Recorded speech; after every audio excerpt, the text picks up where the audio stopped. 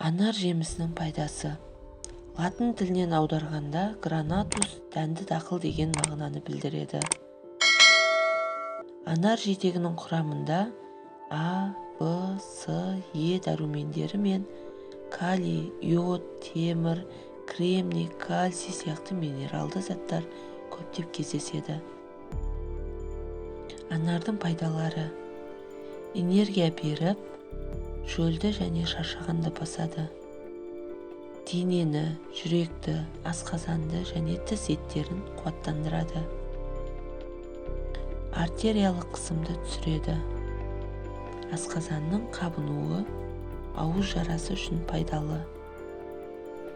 Иммунитет жүйесін күшейтеді. Қатерлі ісік жасушаларының дамуына кедергі болып, денені қорғайды.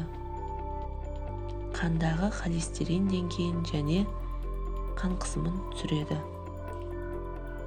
Тамырдың бітелуін алдын алып, тамырларды ашады.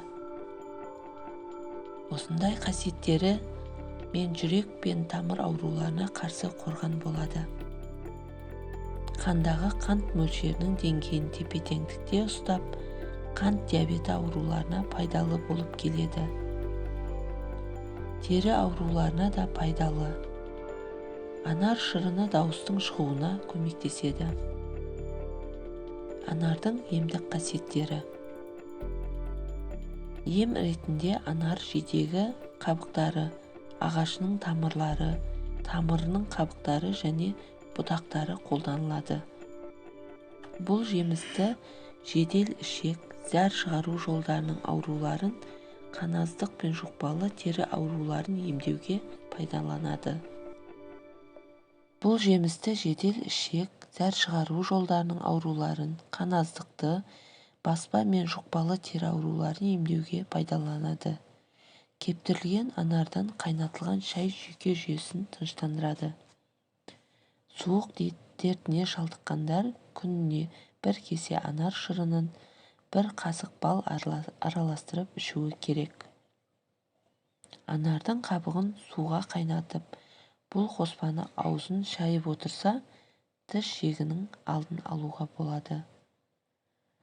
Шашыңыз жиі түсетін болса, тершең болсаңыз да осы қайнатпаны пайдаланыңыз. Көлемі үлкен, қабығы жылтыр әрі жұқақ болғанын таңдап алуыңыз керек. Анардың сүйегін жеу де пайдалы, бірақ ең пайдалысы шырыны. Анар шырыны әсіресе әншілер үшін өте қажет. Ол дауыстың таза әрі әуенді шығуына көмектеседі. Сондай-ақ анар суы шөлді басып, дене қызуы мен артериялық қысымды түсіреді, тәбетті ашады. Анардың зиянына келетін болсақ, ол 12 елі ішекте гастрит кезінде көп қолданылған қауіпті. Себебі қышқылдығы жоғары болады.